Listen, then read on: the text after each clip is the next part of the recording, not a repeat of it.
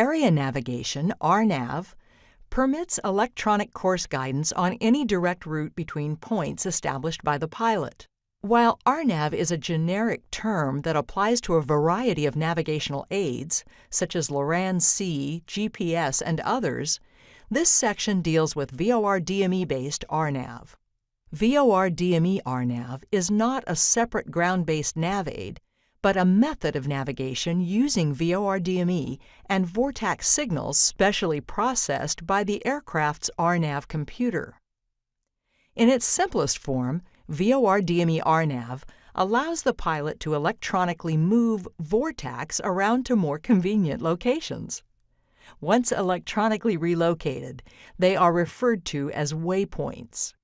These waypoints are described as a combination of a selected radial and distance within the service volume of the Vortac to be used. These waypoints allow a straight course to be flown between almost any origin and destination without regard to the orientation of Vortacs or the existence of airways. While the capabilities and methods of operation of VOR-DME RNAV units differ, there are basic principles of operation that are common to all. Pilots are urged to study the manufacturer's operating guide and receive instruction prior to the use of VOR-DME RNAV or any unfamiliar navigational system. Operational information and limitations should also be sought from placards and the supplement section of the AFM POH. VOR-DME-based RNAV units operate in at least 3 modes: VOR, en route, and approach. A 4th mode, VOR parallel, may also be found on some models. The units need both VOR and DME signals to operate in any RNAV mode. If the nav aid selected is a VOR without DME, RNAV mode will not function. In the VOR, or non-RNAV mode, the unit simply functions as a VOR receiver with DME capability. The unit's display on the VOR indicator is conventional in all respects. For operation on established airways or any other ordinary VOR navigation, the VOR mode is used. To utilize the unit's RNAV capability, the pilot selects and establishes a waypoint or series of waypoints to define a course.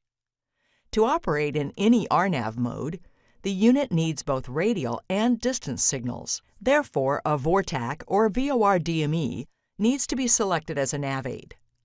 To establish a waypoint, a point somewhere within the service range of a Vortac is defined on the basis of radial and distance. Once the waypoint is entered into the unit and the RNAV en route mode is selected, the CDI displays course guidance to the waypoint, not the original Vortac. DME also displays distance to the waypoint. Many units have the capability to store several waypoints, allowing them to be programmed prior to flight if desired and called up in flight. RNAV waypoints are entered into the unit in magnetic bearings, radials, of degrees and tenths, and distances in nautical miles and tenths. When plotting RNAV waypoints on an aeronautical chart, pilots find it difficult to measure to that level of accuracy, and in practical application it's rarely necessary. A number of flight planning publications publish airport coordinates and waypoints with this precision, and the unit accepts those figures. There is a subtle but important difference in CDI operation and display in the RNAV modes. In the RNAV modes, course deviation is displayed in terms of linear deviation. In the RNAV en route mode, maximum deflection of the CDI typically represents 5 nautical miles on either side of the selected course, without regard to distance from the waypoint. In the RNAV approach mode, maximum deflection of the CDI typically represents 1 1/4 nautical mile on either side of the selected course. There is no increase in CDI sensitivity as the aircraft approaches a waypoint in RNAV mode. Confusion is possible when navigating an aircraft with VOR-DME-based RNAV, and it is essential that the pilot become familiar with the equipment installed.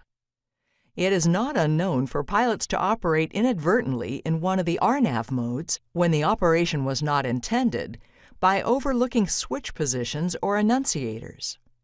The reverse has also occurred with a pilot neglecting to place the unit into one of the RNAV modes by overlooking switch positions or annunciators. As always, the prudent pilot is not only familiar with the equipment used, but never places complete reliance in just one method of navigation when others are available for cross-check.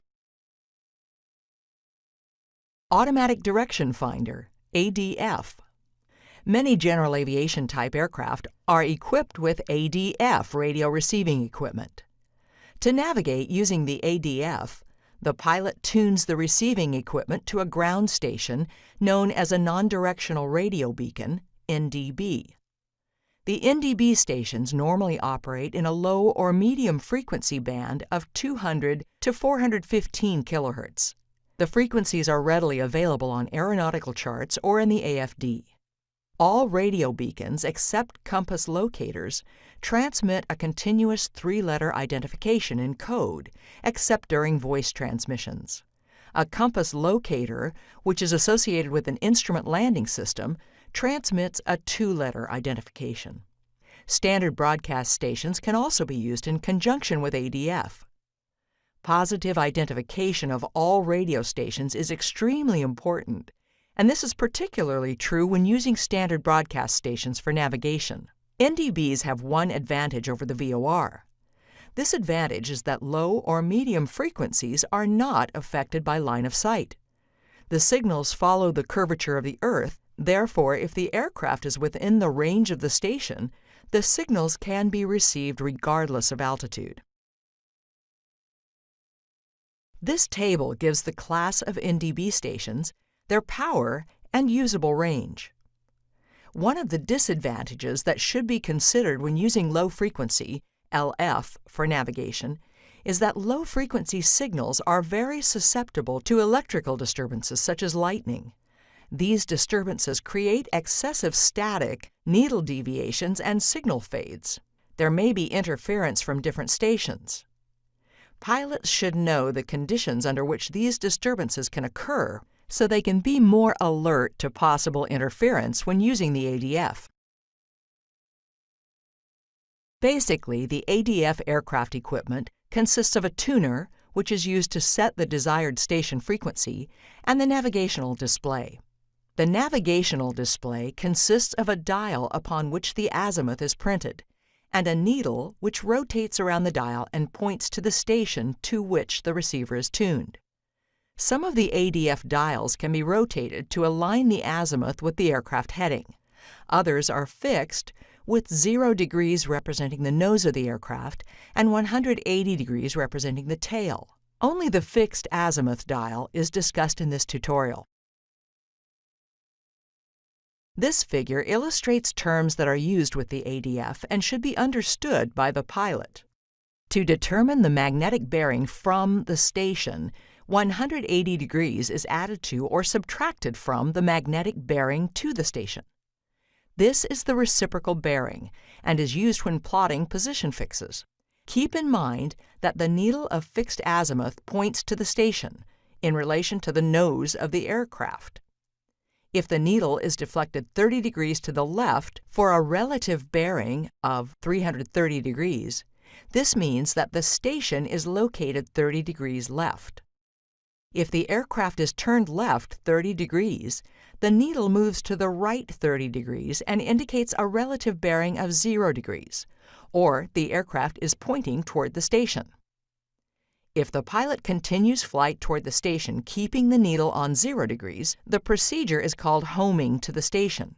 If a crosswind exists, the ADF needle continues to drift away from 0. To keep the needle on 0, the aircraft must be turned slightly, resulting in a curved flight path to the station. Homing to the station is a common procedure, but results in drifting downwind, thus lengthening the distance to the station. Tracking to the station requires correcting for wind drift and results in maintaining flight along a straight track or bearing to the station. When the wind drift correction is established, the ADF needle indicates the amount of correction to the right or left.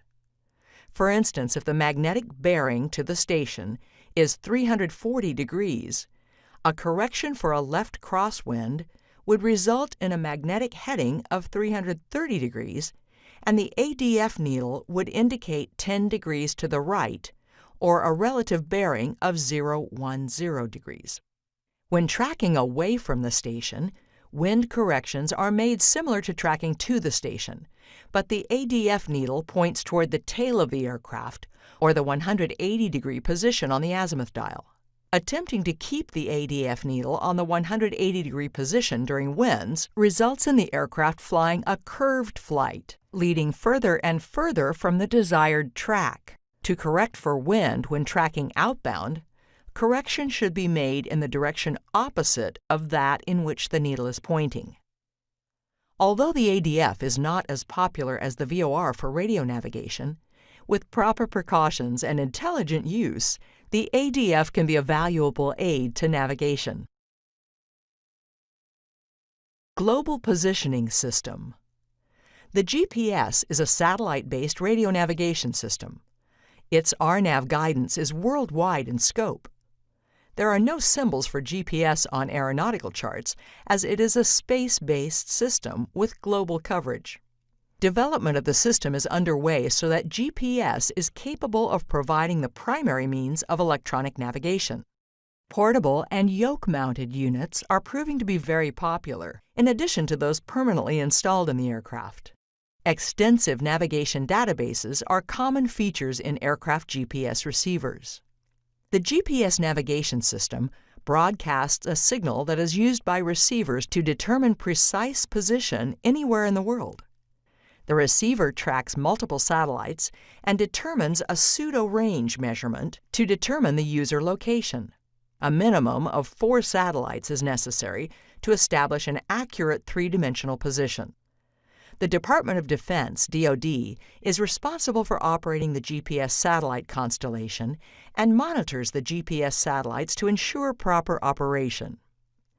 The GPS receiver verifies the integrity, usability of the signals received from the GPS constellation through Receiver Autonomous Integrity Monitoring, RAIM, to determine if a satellite is providing corrupted information. At least one satellite, in addition to those required for navigation, must be in view for the receiver to perform the RAIM function. Thus, RAIM needs a minimum of 5 satellites in view, or 4 satellites and a barometric altimeter, baro aiding, to detect an integrity anomaly. RAIM messages vary somewhat between receivers. However, generally there are 2 types.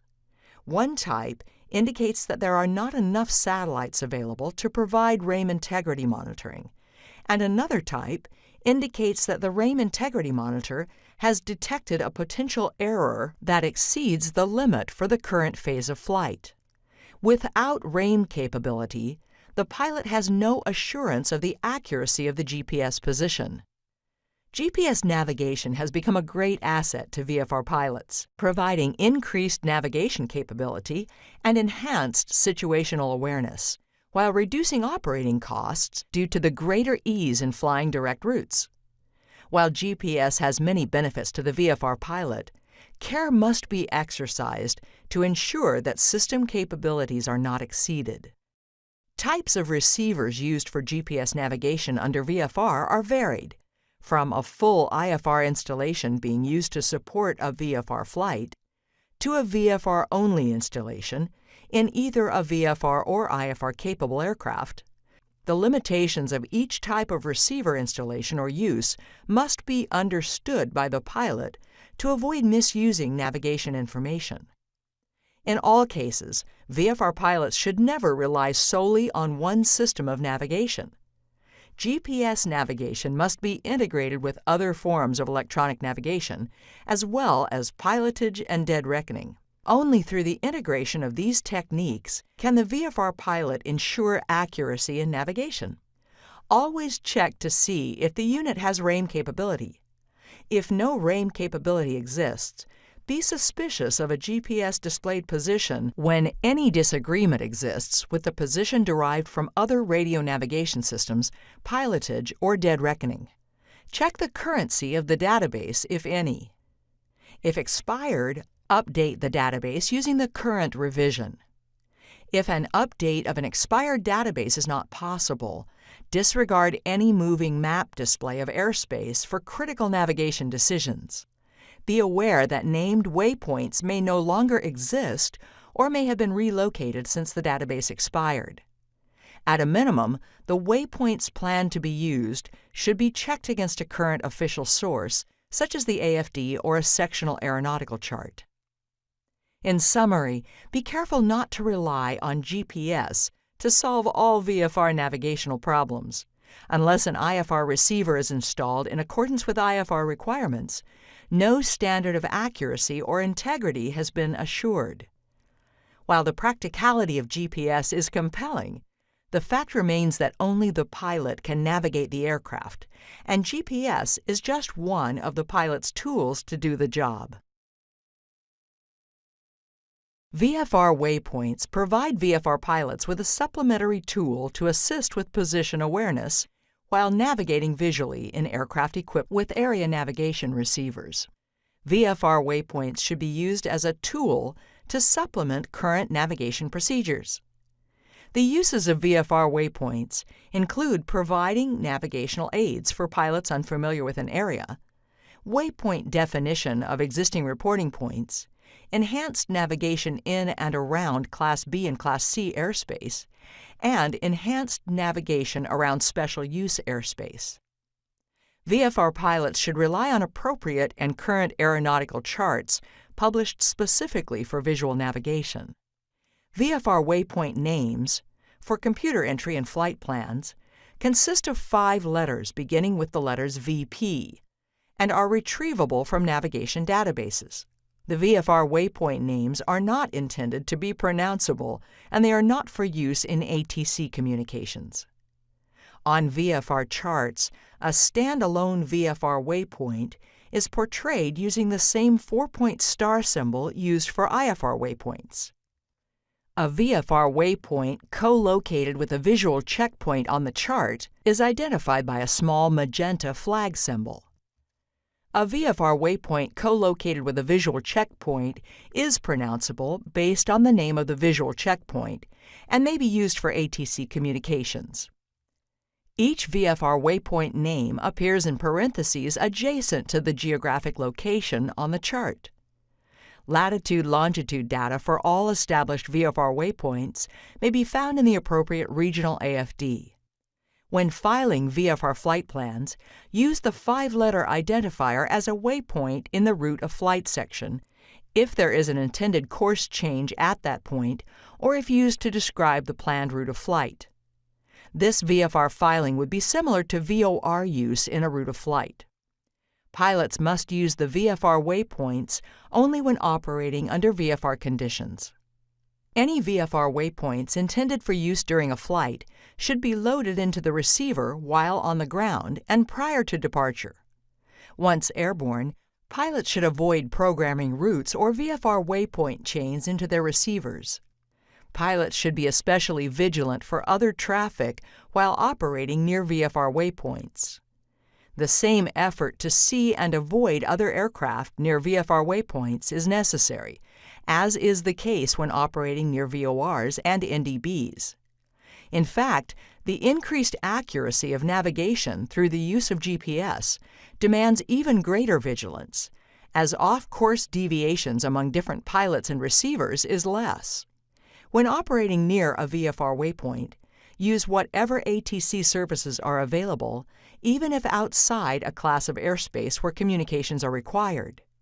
Regardless of the class of airspace, monitor the available ATC frequency closely for information on other aircraft operating in the vicinity.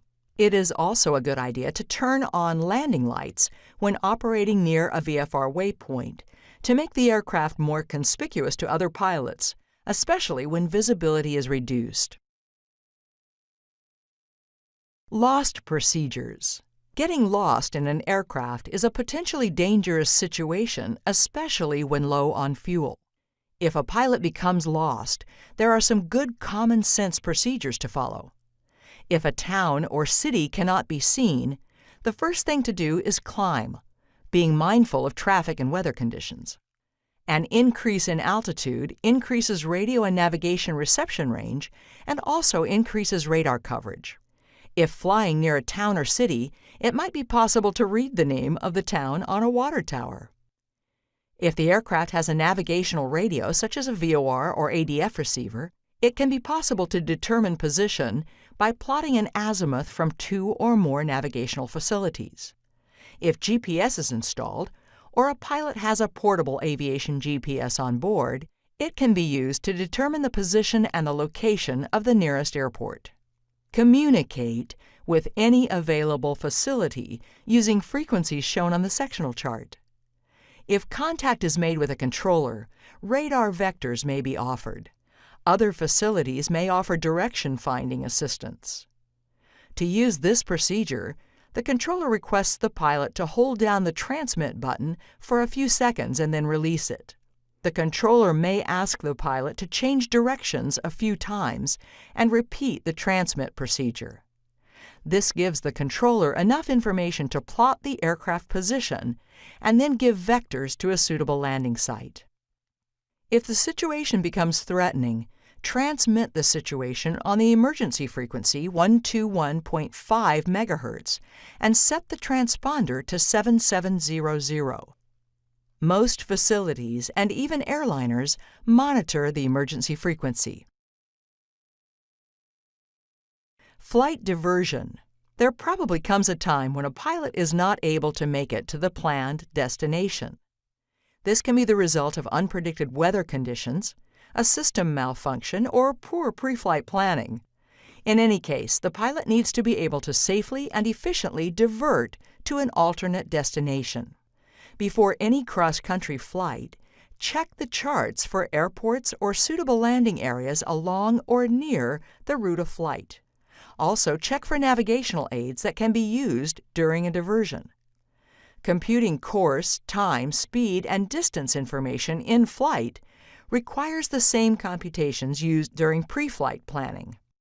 However, because of the limited flight deck space, and because attention must be divided between flying the aircraft, making calculations, and scanning for other aircraft, take advantage of all possible shortcuts and rule-of-thumb computations. When in flight, it is rarely practical to actually plot a course on a sectional chart and mark checkpoints and distances. Furthermore, because an alternate airport is usually not very far from your original course, actual plotting is seldom necessary. A course to an alternate can be measured accurately with a protractor or plotter, but can also be measured with reasonable accuracy using a straight edge and the compass rose depicted around VOR stations. This approximation can be made on the basis of a radial from a nearby VOR or an airway that closely parallels the course to your alternate. However, remember that the magnetic heading associated with a VOR radial or printed airway is outbound from the station. To find the course to the station, it may be necessary to determine the reciprocal of that heading. It is typically easier to navigate to an alternate airport that has a VOR or NDB facility on the field. After selecting the most appropriate alternate, approximate the magnetic course to the alternate using a compass rose or airway on the sectional chart. If time permits, try to start the diversion over a prominent ground feature. However, in an emergency, divert promptly toward your alternate. Attempting to complete all plotting, measuring, and computations involved before diverting to the alternate may only aggravate an actual emergency. Once established on course, note the time and then use the winds aloft nearest to your diversion point to calculate a heading and ground speed. Once a GS has been calculated, determine a new arrival time and fuel consumption. Give priority to flying the aircraft while dividing attention between navigation and planning. When determining an altitude to use while diverting, consider cloud heights, winds, terrain, and radio reception. This tutorial has discussed the fundamentals of VFR navigation. Beginning with an introduction to the charts that can be used for navigation, to the more technically advanced concept of GPS, there is one aspect of navigation that remains the same. The pilot is responsible for proper planning and the execution of that planning to ensure a safe flight. This concludes your introduction to navigation. We hope you learned a lot.